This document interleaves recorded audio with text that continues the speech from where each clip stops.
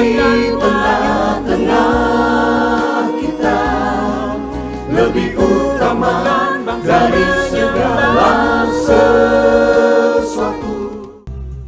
Perintah baru. Aku memberikan perintah baru kepada kamu, yaitu supaya kamu saling mengasihi, sama seperti aku telah mengasihi kamu. Demikian pula kamu harus saling mengasihi. Yohanes 13 ayat 34. Sahabat Iktus yang dikasihi Tuhan, perintah baru yang dimaksudkan adalah perintah untuk saling mengasihi.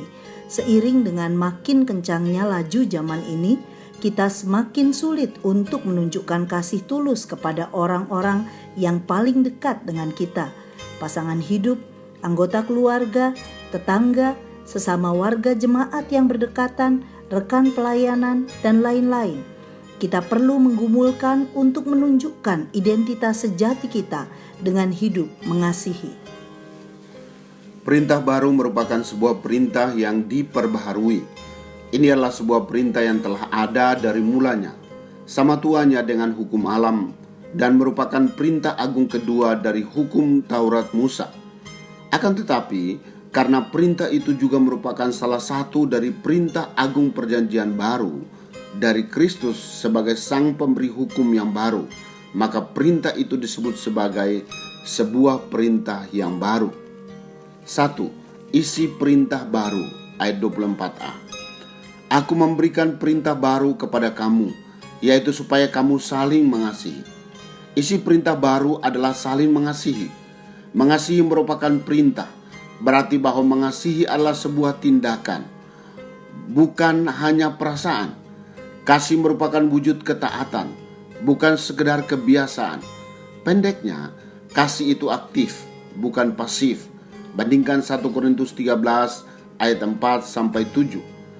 Jadi, kasih adalah perasaan terdalam yang diwujudkan keluar. Mengasihi merupakan perintah, juga berarti bahwa mengasihi merupakan kewajiban, bukan sebuah pilihan. Kewajiban menunjukkan kepada sebuah keharusan, namun tentu saja tidak boleh disamakan dengan keterpaksaan. Mengasihi bukanlah beban, melainkan merupakan buah karena seorang telah terlebih dahulu menerima kasih yang telah diberikan oleh Tuhan Yesus kepadanya. 2. Standar perintah baru ayat 34b. Sama seperti aku telah mengasihi kamu. Mengasihi seperti Yesus berarti mengasihi saudara seiman sampai pada akhirnya.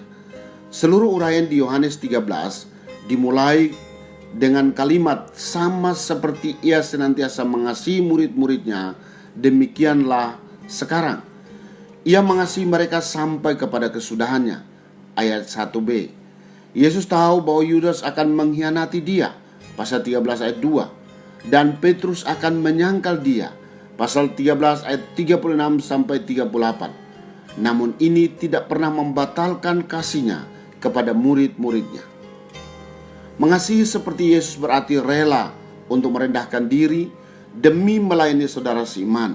Dijelaskan dalam frase kamu saling mengasihi. Konsistensi kasih Yesus dapat dilihat dalam tindakan pembasuhan kaki, pasal 13 ayat 4-5. Yesus bahkan menetapkan tindakan itu sebagai teladan yang harus diikuti, pasal 13 ayat 12-15. Bukti kasih yang tersukar adalah melepaskan semua kelebihan dan kebanggaan demi melayani saudara seiman. Inilah mengasihi dengan kesadaran tidak menuntut balas, bahkan akan disakiti. 3. Tujuan perintah baru ayat 35. Tujuan dibalik perintah itu adalah dengan demikian semua orang akan tahu bahwa kamu adalah murid-muridku, yaitu jikalau kamu saling mengasihi. Ayat 35. Ternyata perintah ini memiliki tujuan keluar, yaitu semua orang. Apa yang terjadi di antara para murid menyampaikan pesan kepada orang-orang yang ada di luar, atau dengan kata lain, dari pemuritan mengalir keluar sebagai sebuah kesaksian. Apa identitas utama yang membedakan para murid dari dunia?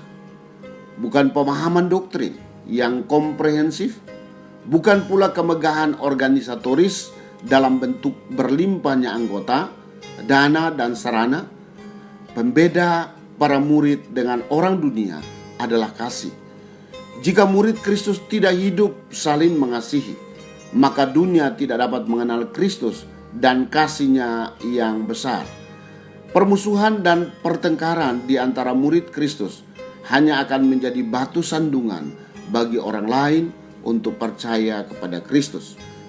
Sahabat Iktus, perintah baru yang diberikan kepada kita adalah untuk saling mengasihi di antara sesama murid Kristus, yaitu di dalam gerejanya. Kita yang sudah memiliki Kristus dan menerima kasih-Nya yang begitu besar, seharusnya hidup berlimpah dalam kasih kepada orang lain. Kasih yang ditunjukkan dengan ketulusan dan kerelaan memberi yang terbaik, sama seperti yang telah dilakukan Kristus kepada kita. Kristus adalah teladan saya dalam mengasihi, yaitu dengan cara melayani saudara seiman. Saya mau menjunjung tinggi kasih persaudaraan di antara anggota tubuh Kristus, agar gereja dapat menjadi saksi di tengah-tengah dunia. Kasih yang terpancar melalui persaudaraan yang rukun dapat dirasakan oleh dunia ini. Saya mengerti bahwa untuk membangun kehidupan saling mengasihi harus dimulai dari diri saya sendiri. Sahabat Iktus yang dikasihi Tuhan, apakah saya sudah taat melakukan perintah Tuhan untuk saling mengasihi di antara saudara seiman? Kasih yang seperti apa yang seharusnya saya lakukan? Apa tujuan tertinggi yang akan tercapai jika orang percaya hidup saling mengasihi? Tuhan Yesus, tolonglah saya untuk menaati perintah-Mu dengan hidup saling mengasihi. Berilah kepada saya ketulusan kasih-Mu, yaitu kasih yang rela melayani, bahkan mengasihi dengan pengorbanan tanpa menuntut balasan. Kerinduan saya adalah agar gereja Tuhan menjadi saksi bagi orang lain di luar sana yang belum percaya dan menerima Engkau sebagai Tuhan dan Juru Selamat. Agar orang dapat melihat identitas saya dan identitas kami sebagai Kristen sejati. Amin. Identitas Kristen sejati adalah hidup saling mengasihi. Kristuslah yang harus ku beritakan hingga datang